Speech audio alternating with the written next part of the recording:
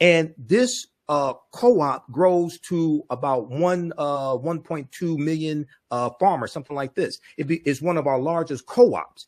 And what they're doing is they're sharing farm equipment, they're sharing agricultural practices, and it was a way for us to pool our resources together so that we could save our farms, grow food, provide food for our communities, etc. So now we're largely, when we look at African Americans, regardless of where you are in the country, we're largely dependent upon other people to provide food for us. What happens if they just say, no, we don't want to feed you? So another co-op that we had was the Colored Merchants Association, the Colored Merchants Association, which was founded about 1928. It came out of the National Negro Business League, which was founded by Booker T. Washington in 1900. The Colored Merchants Association was an association, it was a co-op of African-American grocery store owners, okay? And they had hundreds of African-American grocery stores that were part of this cooperative, because one of the most popular forms of businesses that we had was either a grocery store because you have to eat, or a funeral parlor because you're going to die, or a life insurance company. Okay, these were very popular forms of businesses that we had.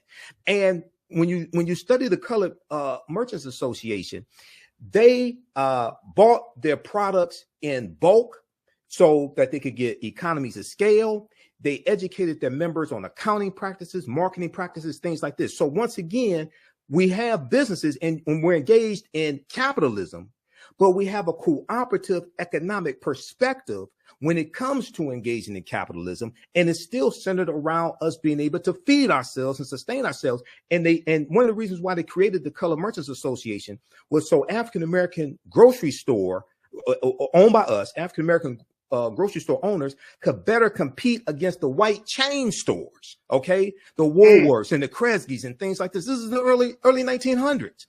All right, folks, I wanted to have a conversation to bring us up to speed with some of the latest around the struggles of Black farmers as Black farmers has moved forward on filing a lawsuit against the Biden administration, essentially saying that the Biden administration have not held up their end of the bargain when it comes to getting farmers out of debt. This is an ongoing issue. And if you remember, we talked about earlier the last year where we talked about the great struggles of the Black farmer. And one of the big things that President Biden said is that he would invest or reallocate, $5 billion worth of funds to help with Black farms, to get Black farmers out of debt and to create more sustainability for their land and for their products and services. Well, Black farmers are still waiting on the check. And so I wanted to have a conversation about this. One is because we just don't seem to talk about farming enough. We don't seem to kind of really bring that into the space of social justice. Yes, we could talk about police brutality. We could talk about housing. We could talk about credit. We could talk about the medical apartheid that exists in this country. We could talk about all of those things. But what about the Black farmer? What about that man, that woman who has used their land, tilled the ground, right? Literally tilled the ground to bring something of life to us so we can stay healthy. And this is something that I think that we want to just keep our eyes on. So let me share with you some details about this lawsuit that Black farmers have filed against the Biden administration. Take a look at this, folks. This is coming from the Griot. It says that the federal government has illegally broken a promise to pay off the debts of a group of Black farmers, according to a class action lawsuit. The group hopes to put pressure on officials to keep their word and restore funding that was dropped after a group of white farmers filed legal challenges arguing their exclusion was a violation of their constitutional rights. The lawsuit filed in October remains active even as the U.S. Department of Agriculture moves forward with another effort to help farmers in financial distress, in addition to paying farmers who the agency discriminated against. Now, John Boyd Jr., president, let's go to the next quote. The John Boyd Jr., president of the National Black Farmers Association and one of 4 plaintiffs in the lawsuit, said that the new programs don't match the USDA's earlier offer to pay off 120% of the debt of farmers who are socially disadvantaged. According to the lawsuit, this definition applies to more than 6,500 farmers who have, quote, traditionally suffered racial or ethnic prejudice, unquote, and are saddled with federal loan obligations. The lawsuit says that this includes Native Americans or Alaska Natives, Asian Americans, Black Americans or African Americans, Native Hawaiians or Pacific Islanders, and Hispanic Americans or Latino Americans. Let me bring my brother in, brother Michael Imhotep, to share with us his thoughts on this situation. And folks, join us in the chat as we have a conversation about the plight of the Black farmers in this lawsuit. Brother Michael, it's always good to have you on, brother. How are you this afternoon? Hey, thanks for having me on, Farajii. Can you hear me? Yep, we can hear you loud and clear. All right, good. Let's talk to me about this latest lawsuit from the Black farmers and where we are with this whole process. I mean, I'm remembering the $5 billion, but according to the Black Farmers Association, the check really still hasn't been cut, and 6,500 farmers are still left out there in the cold, not knowing what to do. Well, what happened is it was $5 billion, not specifically for African American farmers. It was African American farmers, Latino farmers, Native American farmers, and Asian American farmers. Lawsuits were filed by white farmers. Okay, right. And the lawsuits and the payments are tied up in court. A number of white farmers in different states filed lawsuits. So this is going to have to play out in court. Now, when John Boyd in 2022 was on Roland Martin Unfiltered, I've gotten a chance to talk to him a few times on Roland Martin Unfiltered. He said that the Black farmers are going to fight this out in court, to get the $5 billion in debt forgiveness enforced. He said that lawsuit may go on for 2 years or so. Now, this lawsuit that they filed, it looks like it was filed probably about October 2022. I was looking at different articles dealing with this lawsuit. This piece right here that we're looking at is from thegrio.com, right, and picked up by the Grio picked it up from the Associated Press. But it looks like this article is originally from like around early December 2022. So it looks like this is a lawsuit filed by Benjamin Crump on behalf of the Black farmers, and they are complaining about the second type of debt forgiveness that the federal government is trying to do. And this deals with $3.1 billion. Congress provided $3.1 billion that would allow the USDA to be able to work with distressed borrowers to provide help with their farm debts in new and more effective ways to help borrowers as much as possible, stay on land, stay in agriculture, etc. So it looks like Congress and the Biden administration is trying to find another way to help the farmers that won't get blocked in court, that won't get overturned in court. Because you got to remember, see, one of the things that they did is they filed the white farmers filed these lawsuits in courts that are overseen by Trump appointed judges, generally speaking, number one. Okay. Number two, if these lawsuits go to the U.S. Supreme Court, you're dealing with a 6-3 conservative majority in the U.S. Supreme Court. Three of those Supreme Court justices were appointed by Donald Trump. All right. Right. So you're dealing. I mean, hopefully they win in court. I don't know. I don't know. Hopefully they will. But because it is an irrefutable fact, African American farmers have been discriminated by the U.S. Department of Agriculture for the last 100 years. But you can just go back to the year 2020. OK, because in 2020, under the Trump administration, white farmers got almost $26 billion in COVID aid from the Trump administration, whereas African American farmers got 0.1% of that. They got $26 million. This article I'm posting here in the chat, this is from the Washington Post. This is a interview with Tom Vilsack, who is Biden's new Secretary of Agriculture. He was the Secretary of Agriculture under the Obama administration. Now, John Boyd and other African American farmers did not want Tom Vilsack to be Secretary of Agriculture because they had problems with him under the Obama administration. Biden was saying he needs somebody who understands the job, can hit the job, hit the ground running, doesn't have to be trained in the job. And Vilsack said he would do better with black farmers this time around. Apparently, he hasn't so far. We'll see what happens. Apparently, he hasn't so far. But Tom Vilsack, in this interview with the Washington Post, and this article was dated from March 25th, 2021, talked about how under the Trump administration, African-American farmers were discriminated against. So I would like to hear from Benjamin Crump on this. And I also want to hear from the Biden administration on this lawsuit, especially U.S. Agriculture Secretary Tom Vilsack as well on this lawsuit also. Here's the thing why I brought this up, and I'm glad that you brought some history and some context on this, Brother Michael. The reason I'm bringing this up is because, like I said in my opening statement around this issue, we're just not bringing this into, when we talk social justice, farming is not a part of the conversation, brother. Right, right. You know what I'm saying? I mean, just culturally, like we don't actually think about this.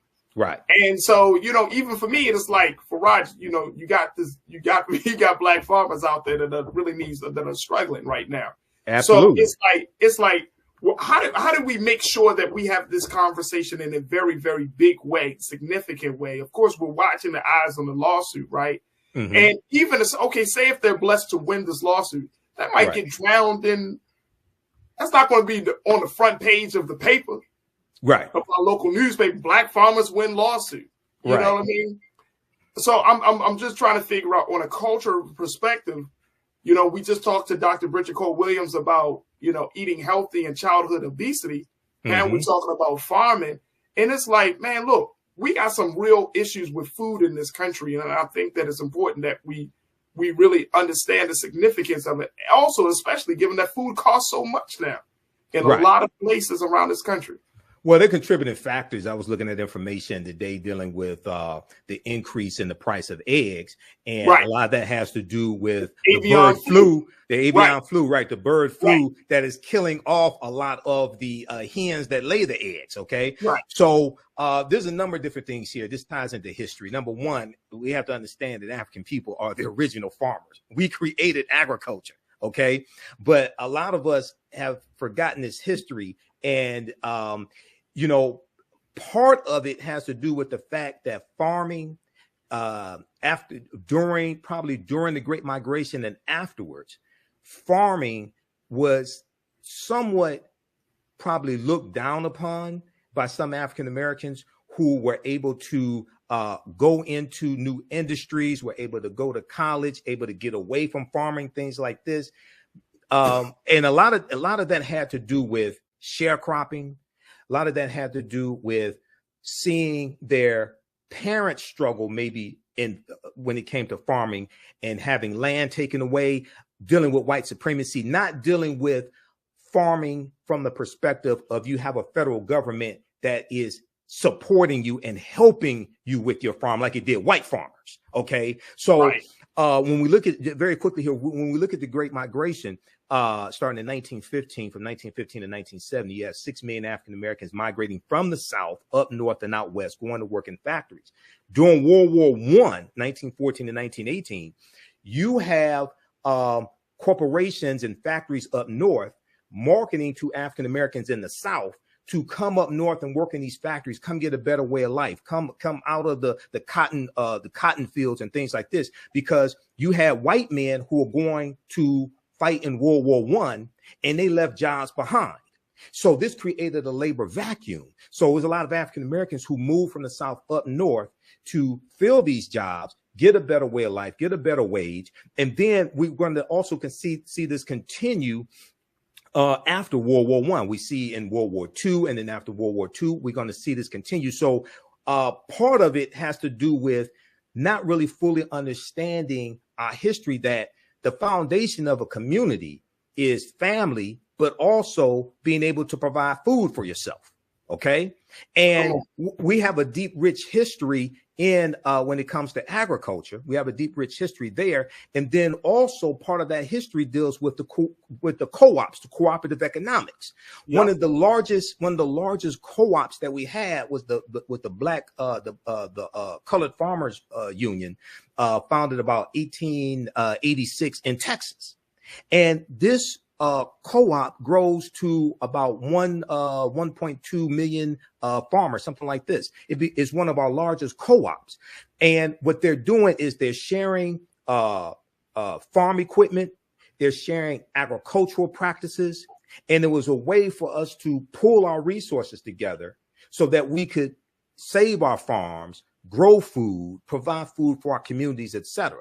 So now we're largely, when we look at African Americans, regardless of where you are in the country, we're largely dependent upon other people to provide food for us.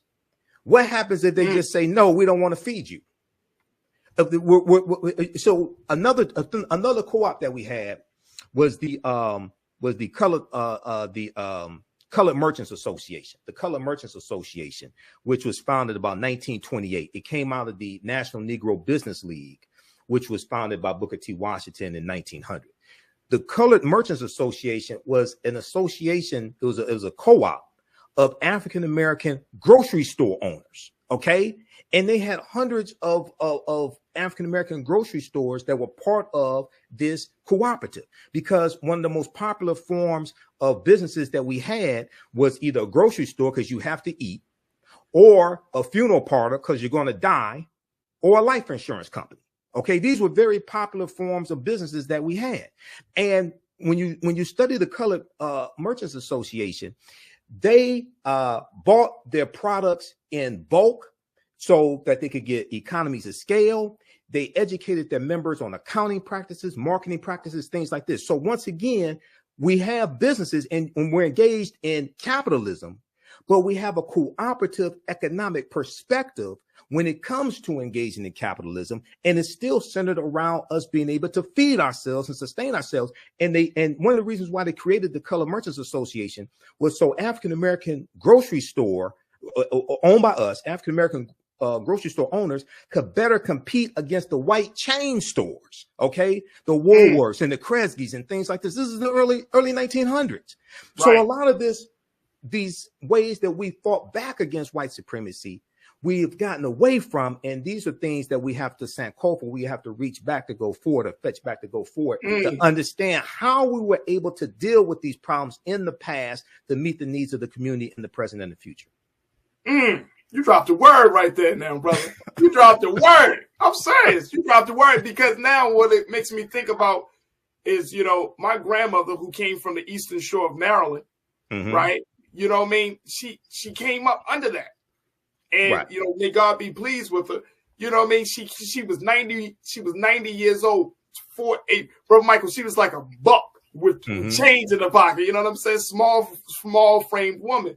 But she ate well. Right. She ate well, and her skin was glowing, and she often talked about the importance of that level of going back to the ground, getting fresh fruits and vegetables. And it's something, because I think now more than ever, we're starting to see the importance of it. Right. Not just in the childhood obesity situation, but just even with us as adults. Look, COVID showed a lot, because it opened up the door to show that we're not as healthy as we think we are. Some of us, not all of us, but some of us are not as healthy as we think we are. Right. We are all vulnerable to some sort of medical condition. Absolutely. Whether you eat meat, whether you're vegan, whether you're vegetarian, pescatarian, like the way we're eating, the foods that we're eating in this country, I mean, big food, big food is a major lobby, has a major lobby, and big food has major stake in this government, and how the government, the FDA, the USDA, all of these institutions, you like I asked Dr. Bridget Cole Williams, who's bringing the fire to these institutions? Right. Because you can't tell the people, hey, y'all need to eat better. Y'all need to watch your sugar intake, your salt intake. You can't tell black folks, y'all have high diarrhea, not diarrhea, diabetes. Y'all have all other issues. But then you're not going after the institutions that produce the food, that manage the food, and that essentially sets the guidelines on what is acceptable and what's unacceptable. Right. So you're dealing like with food deserts and things like this. Brother, you can't do it. How you going to talk about good, healthy food if a person is living 3 miles away from their closest grocery store? Right. So this is let me just back up for a minute here. Yeah. Number one, it's important to understand that the $5 billion in debt forgiveness for farmers of color was in the $1.9 trillion American Rescue Plan. Right. That part of the legislation was put in there by people like Senator Raphael Warnock of Georgia, people like Senator Cory Booker, Senator Elizabeth Warren. I want people to understand no Republicans in the House or the Senate voted for the $1.9 trillion American Rescue Plan. So you can see how African-American farmers are basically getting no help from Republicans, white or black. Not only that, I wanted to be known, and people can go research this. Senator Lindsey Graham, the senior senator from South Carolina, was on Fox News attacking this debt forgiveness. And he said it was racist, and he called it reparations. And he said, if you're a white farmer, you don't get anything. If you're a black farmer, you get debt forgiveness. He didn't say anything about the $20 billion in COVID-19 aid that white farmers got, almost $26 billion, I should say, that white farmers got in 2020 from the Trump administration. And African-American farmers were largely shut out about that. He had amnesia when it came to that. Then also the junior senator from South Carolina, Senator Tim Scott, the Black Tea Party Republican, Senator Tim Scott, he has attacked the debt forgiveness as well, okay, right, for farmers. And John Boyd on Roland Martin Unfiltered said that Senator Tim Scott is doing nothing for the 6,000 black farmers in South Carolina. Okay, now, if we look at, there was a good article from face-to-faceafrica.com that I shared on the African History Network Facebook fan page. This deals with a black grocery store chain that I never heard of, by the way. It's called Yellow Banana, and they own 38 stores across the country. Okay. Really? This is I just posted the link here. Okay. And they've secured $13.5 million to expand. All right. We have to, if it doesn't already exist, there has to be a link. There has to be a infrastructure of where a black grocery store chain like Yellow Banana and any other black grocery store chains out there can build this pipeline to get products and to get produce and any other products from black farmers into these grocery stores to get it into the African-American community. If we can't feed ourselves, I don't know what else we can do. Okay. I mean, that's just basic. Okay. Professor James Small talks about food, clothing, shelter, and safety. These are basic things that African Americans need: food, clothing, shelter, and safety. So you have groups like D-Town Farms here in Detroit and the Black Food Security Network, which is a cooperative, and I'm a member of the cooperative as well. So shout out to them. They're building a cooperative grocery store here in Detroit.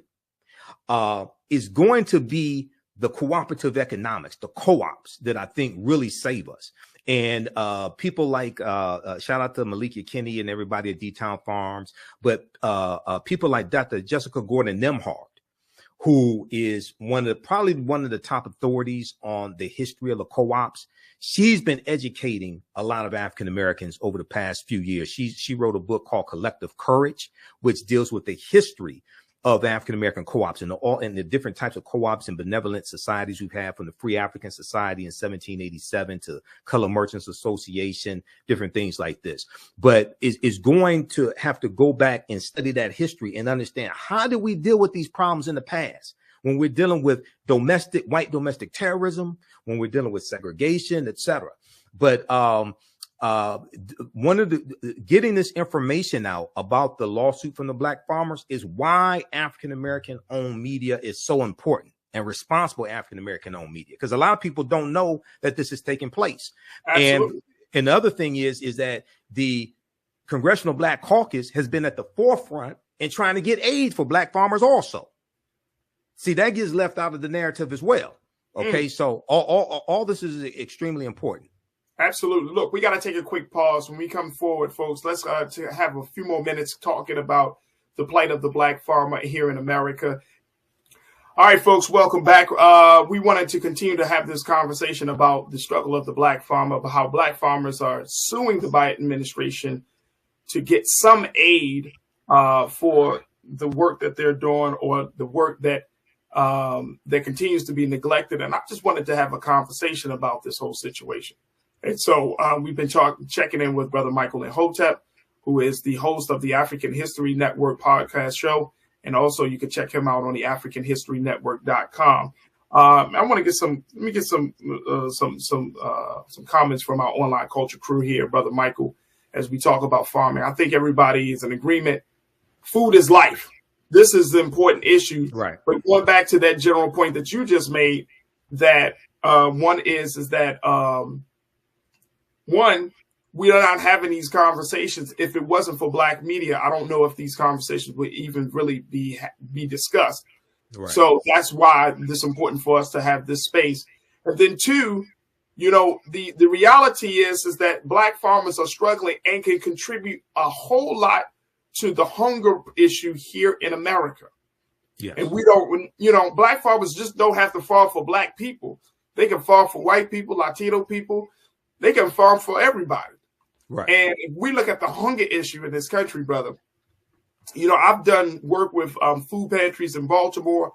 And when I see the food pantries, when you see the quality of food coming into some of these pantries, and people are just giving their donations, but the cans look dented, the food looks old, it's the quality. I mean, the food pantries accept it, but it's not up to par. You know what I mean? Right. It's not up to code of what you would normally see in the grocery store, what you would want to buy. So when we look at the hunger issue, it's crazy that 6,500 Black farmers are in a situation where they're waiting on aid and to try to get some level of debt relief from the situation. Let me go to Taylor Taylor. Hi, Taylor, you posted, said, hi, the African-American farmers wanted Marcia Fudge. She's over there making changes in HUD. I see why. Yeah, Marcia Fudge over there doing the work that she's doing. Yeah, that was who they wanted. Former member of the Congressional Black Caucus, but she was put in HUD, and Biden said that he needed somebody in the Department of Agriculture that knew that job already. Vilsack was the former Secretary of Agriculture under the Biden administration, as I said before.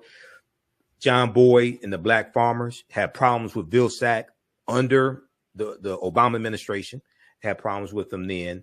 And Vilsack said he would do better this time, at least on this. I don't know about on the other issues than with Black farmers, but at least on this issue here, he has not so far, at least. So hopefully they're successful with their lawsuit. I really want to hear from Benjamin Crump, John Boyd, but also the response from the Biden administration. I haven't seen what the response from the Biden administration is regarding this lawsuit.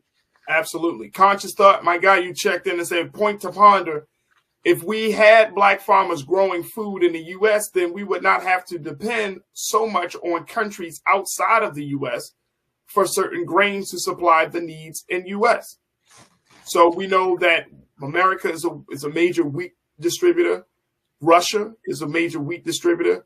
We've had conversations, Brother Michael, talking about the wheat crisis that hit the continent of Africa, and how the Russia-Ukrainian war has affected the food distribution and the food supply in Africa.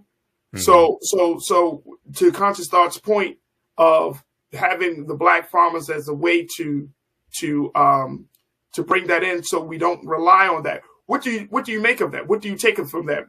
Conscious Thought well, you would need more Black farmers growing wheat and things like this to be able to really supply the nation, if we just look at the U.S., in to the level that it needs to be. There's about 45,000 or so African-American farmers, and it's declining. All of them don't grow wheat. So you would have to have an increase in the farmers, and they would need some type of federal subsidies to help them be able to do that as well. Because, and then at the same time, here's the other thing that gets left out of the conversation. African-American farmers are competing against the corporate-owned farms also. And that's another thing. This is why the cooperatives if you have these farmers who are belonging to cooperatives, this is why the cooperatives can help them more so, because even a lot of white farmers are getting squeezed out by the corporate owned farms also. Okay, so that's another factor when we deal with this. But one of the ways to help support the African American farmers is for them to be able to link up with a black chain like Yellow Banana. And Yellow Banana operates under the Save a Lot brand name when it comes to grocery stores. Oh, okay. But it's still African American owned. See, that's another strategy there also. That's talked about in that article on face-to-faceafrica.com. So we have to look at these different strategies to really bring these things into fruition, and I'll wrap up with this. Dr. John Henrik Clark, one of our great Grandmaster Scholar warriors, I agree with him on this. He said, don't come to me talking that nationhood stuff, because a lot of black people say we want a nation, we want a nation. He said, until you have acquired the skills that are necessary to manage and run a nation. You need to understand agriculture. You need to understand oceanography. You have to understand how economies work, how the political structure works. You have to obtain and acquire the skills needed to manage a nation before you can start talking about we want a nation, we want a nation. Hey, see, brother, it's easier to say we want a nation. It's much harder to acquire the skills to actually manage a nation. That man is speaking nothing but to my soul when he said that one. Right. I'm telling you, I always question that, brother Michael, that the fact that I've had numerous conversations with black folks that talk about nation. Of course, being in the nation was up. Man, we need a nation. Like, bro, we need to build a school, build a grocery store, get a bank. Right. Let's start from there. The basics. The basic stuff. Shelter, safety. Okay. Come on, man. Like, if you can't make your own underwear, how you gonna manage a nation? Okay. So it's the basics. Acquire the skills, get the basics done, then you can manage a nation. And this is the same thing for people who say we need to separate. 99% of people who say we need to separate are still here. They haven't gone anywhere. Okay. So once again, it's understanding, acquiring these skills and utilizing these skills that are needed to build a nation. All right. So it's much more than just a saying or a hashtag or something like that. No, it's hard work. It's a lot more.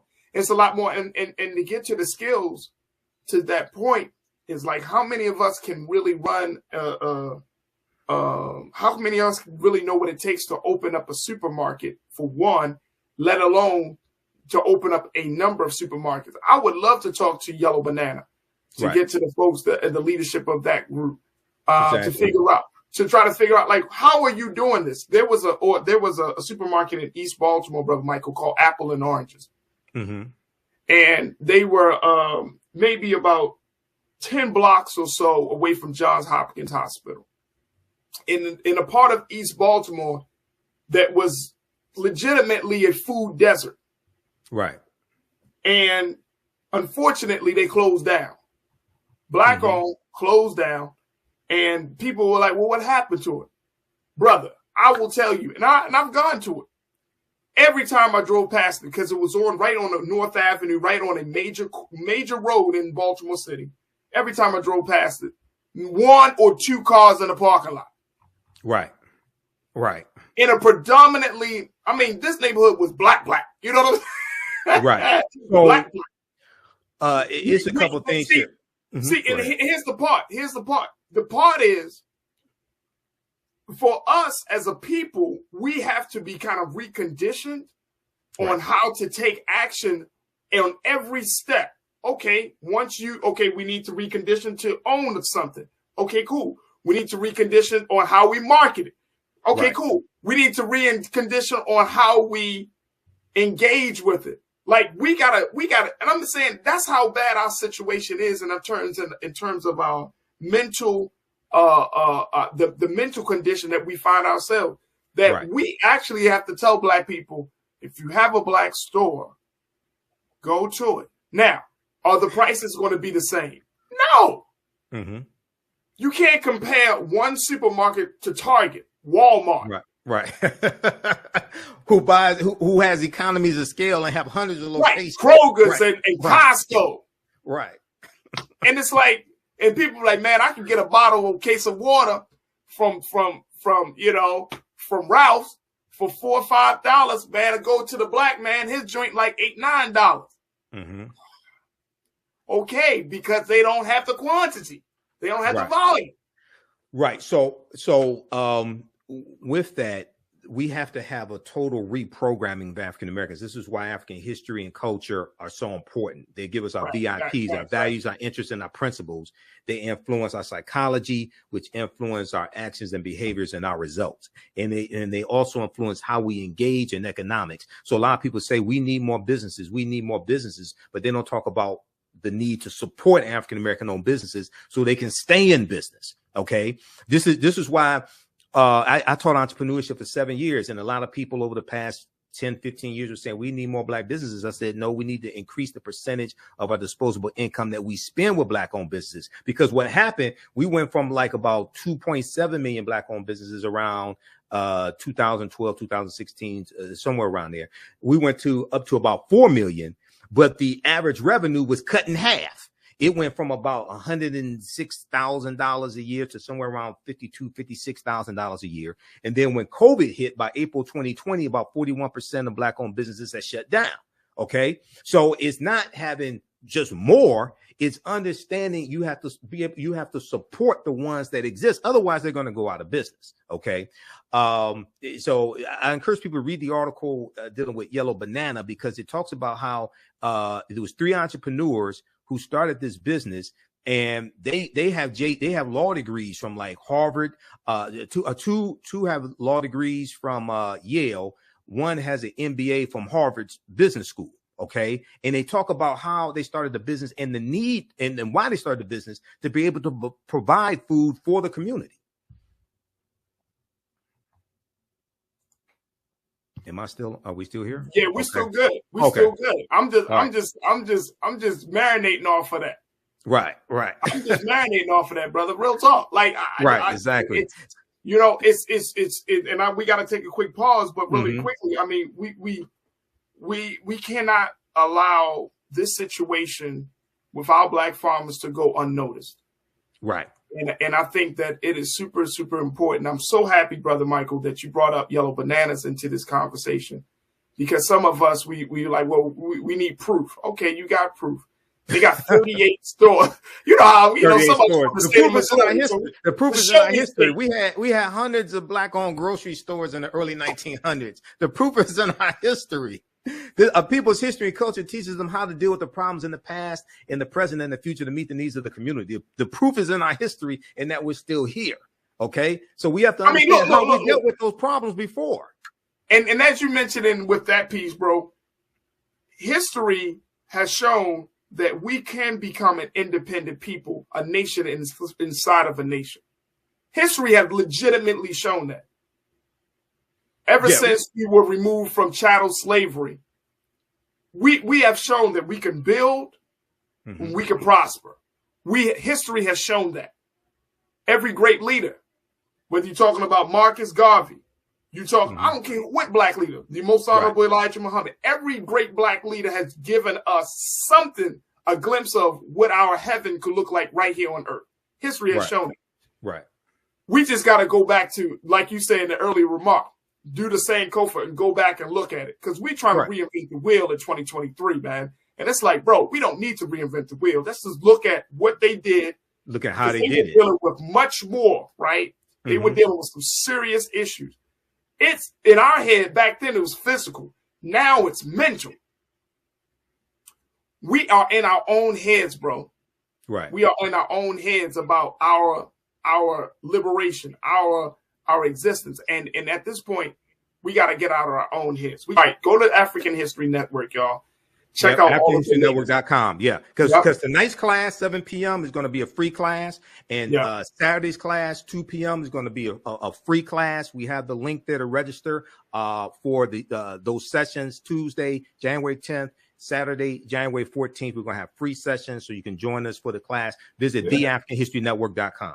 There it is. Brother Michael Imhotep, always a pleasure to have you on, brother. Look forward to reconnecting next week. Thank you. Okay, welcome. How's everybody doing today? Hotep, this is Michael Imhotep, founder of the African History Network and host of the African History Network show. I'm a talk show host, researcher, lecturer, writer, and historian. So I was on Farajii Muhammad's show, The Culture, today on January 19th, 2023. And at the end of the show, I made the announcement about 2 free online class sessions that I'm doing this weekend. Saturday, January 21st, 2023, we're doing another class session of my 16-week online course, Ancient Kemet, the Moors, and the Maafa, Understanding the Transatlantic Slave Trade, what they didn't teach you in school. And this would be a free class session. So if you've been wanting to take my online course in the past, where we deal with thousands of years of history and what leads up to the transatlantic slave trade taking place, you can join us for a free class session. Visit our website, theafricanhistorynetwork.com, theafricanhistorynetwork.com, and register for it. And then on Sunday, January 22nd, 2 p.m. to 4 p.m. Eastern Standard Time, we're doing another session of the second 16-week online course that I teach, from the Civil War to the Civil Rights Movement and Black Power, 1800 to 1968. So this class on Sunday will be a free class session as well. You can visit our website, theafricanhistorynetwork.com, theafricanhistorynetwork.com, and you can register for these 2 free online class sessions. And we do the sessions live. All the sessions are archived and recorded. You can go back and watch them anytime and just click right here for a free class session and register for it. And so even if you missed the class live, you can go back and watch it anytime. Okay. And you can register for the full 16-week online course.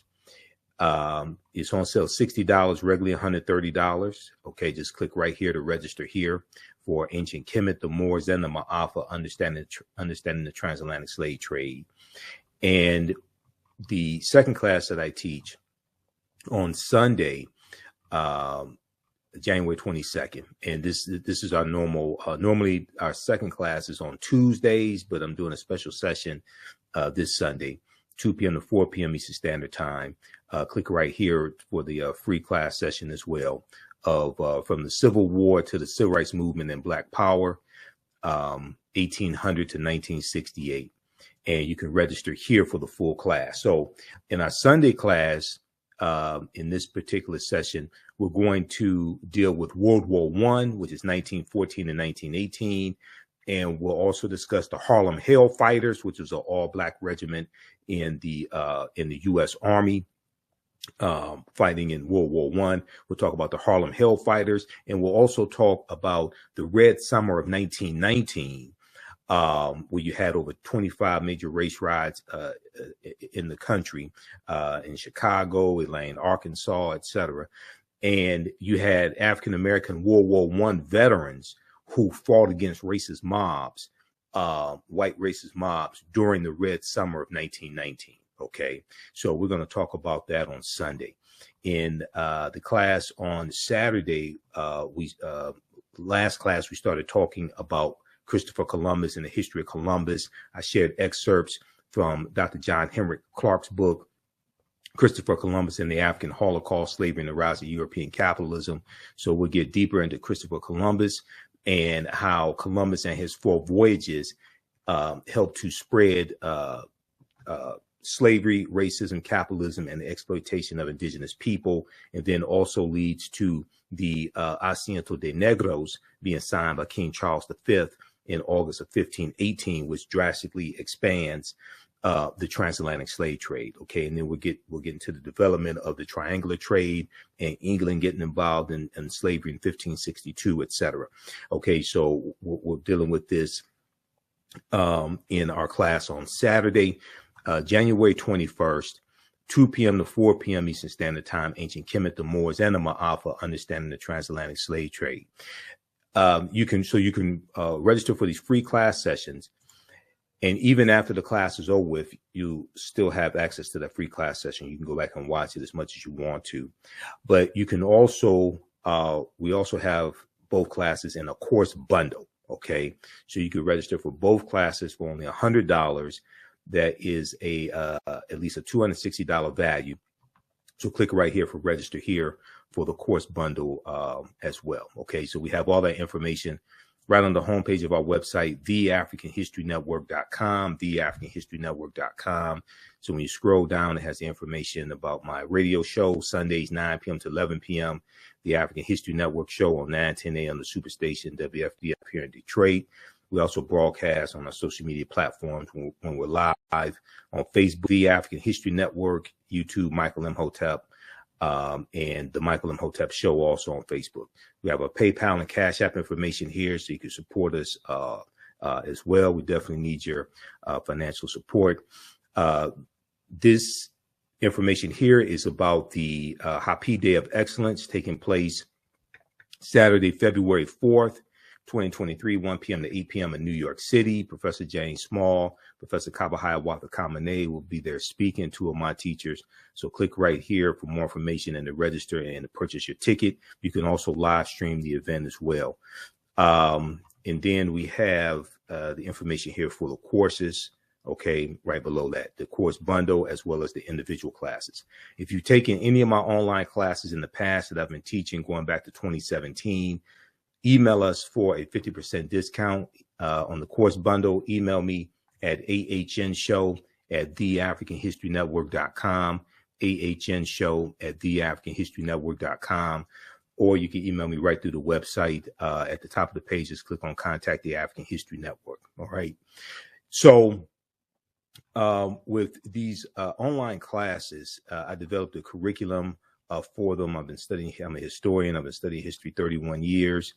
And ancient Kemet, the Moors, and the Maafa, I've been teaching that going back to 2017, on and off since 2017.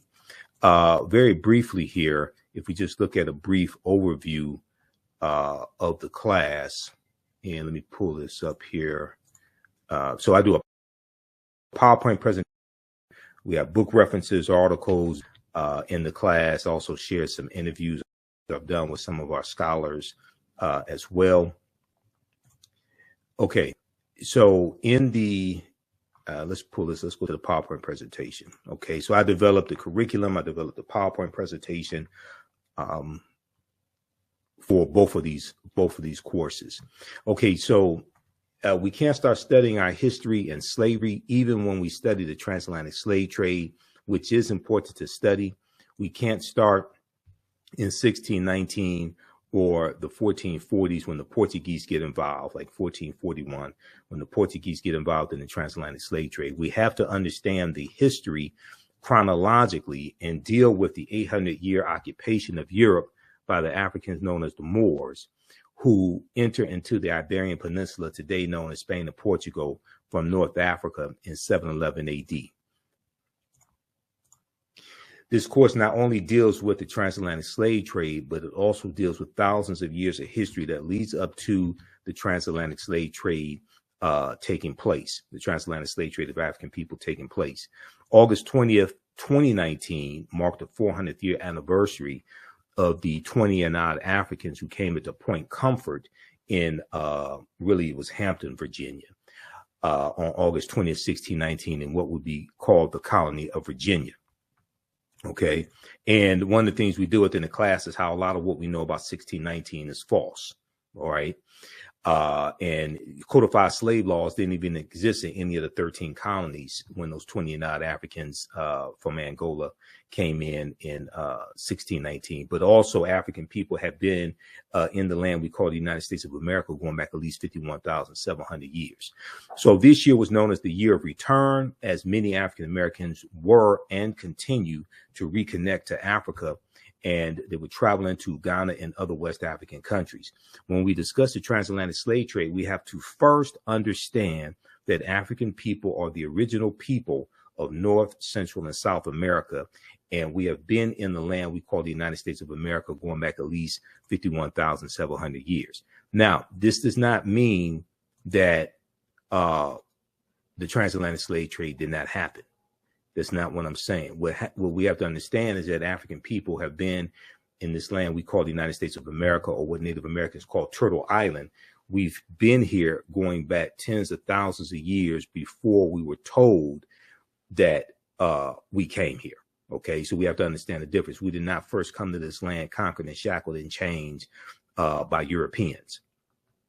Okay, and that is mentally damaging for people to believe something like that. They first came to this land, conquered and shackled and changed. No, this was actually our land stolen from us. And one of the books that we use in the class is Dr. David Imhotep's book, The First Americans Were Africans, Documented Evidence. Okay, and he's a friend of mine. I've interviewed Dr. David Imhotep a number of times. And so some of you have seen the interviews, have heard the interviews that I've done with him. And this it was his first book, The First Americans Were Africans, Documented Evidence, which came out in 2011. His new book, The First Americans Were Africans, Revised and Expanded, came out in 2021. And page 14 of his book deals with the discovery made in Allendale County, South Carolina, by Dr. Albert Goodyear, who's an archaeologist at the University of South Carolina. This discovery was made in 2004 that documents an African presence in the Georgia, South Carolina area going back at least 51,700 years. And they found 13 different types of evidence, documenting this African presence. They found artifacts, architecture, campsites, carvings, Egyptian writings, footprints in lava, genetic M174D haploid groups dealing with DNA and genetics, linguistics, painting, skulls, skeleton structures, and tools. All right. So we get deep into this information in the class. And then so that's on Saturday, January 21st, 2023. 2 p.m. to 4 p.m. Eastern Standard Time, ancient Kemet, the Moors, and the Maafa, understanding the transatlantic slave trade, what they didn't teach you in school. Kemet's one of the original names for Egypt. And the Maafa is a Kiswahili term, which is in reference to the Great Disaster, which is the transatlantic slave trade. So visit our website, theafricanhistorynetwork.com, theafricanhistorynetwork.com, to register for these free class sessions for both classes. And you can register for the full class, which you can also use with your children. I would say the content is PG-13. It's very visual. We have a text chat in the class, so you can ask questions. You can see me, I can't see you. We have book references, articles, video clips, and for the books, usually I show you the text of the pages that we're looking at on the screen. So it's very engaging as well. Okay. All right. So watch out for me on Roland Martin Unfiltered on Fridays on the Black Star Media Network, 6 p.m. to 8 p.m. I'm a panelist on Roland Martin Unfiltered. I'm not just a historian, I'm a political commentator as well. You can watch on Facebook and YouTube, Roland Martin on Facebook and YouTube, or download the Black Star Media app. And then also usually on Mondays, I'm on Farajii Muhammad show, 4 p.m. Eastern Standard Time on the Black Star Media Network as well. And then my show, the African History Network show, Sundays, 9 p.m. to 11 p.m. Eastern Standard Time on 9:10 a.m. the Superstation WFDF here in Detroit. But we also broadcast on our Facebook fan page, the African History Network, the Michael Imhotep Show, and my personal page, Michael Imhotep, as well as on my YouTube channel, Michael Imhotep, IMHOTEP. You can download the iHeartMedia app and search for 9:10 a.m. Superstation and listen live, or the iTunes radio app and listen live. And you can listen to our audio podcast wherever you get your podcast from. Search for the African History Network Show. We're on iHeartRadio, iTunes, Castbox, FM Player, TuneIn, a number of different audio podcast platforms. Okay. All right. And if you like this type of information, you can support the African History Network, $, the AHN Show through Cash App, $, the AHN Show through Cash App. Also through PayPal, paypal.me/the AHN Show. So this helps us keep doing the research, stay on the air, keep broadcasting, pay some of the bills, pay for these various services that I use, purchase more equipment, upgrade the laptop, etc. Okay, so we definitely appreciate and need your support.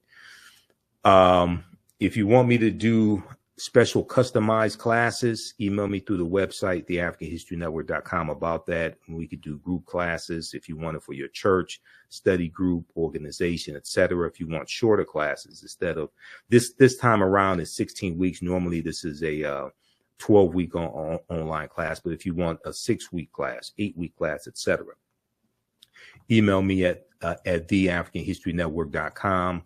we can set that up. And African American History Month is coming up. Black History Month is coming up. I have fantastic presentations for Black History Month, dealing with the origins of Black History Month, dealing with also what the annual theme of Black History Month is as well.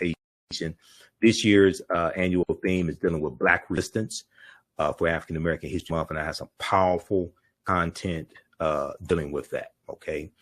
All right. So remember, right now is correct. Wrong behavior is not over till we win. Wakanda forever. And we'll talk to you next time. Peace.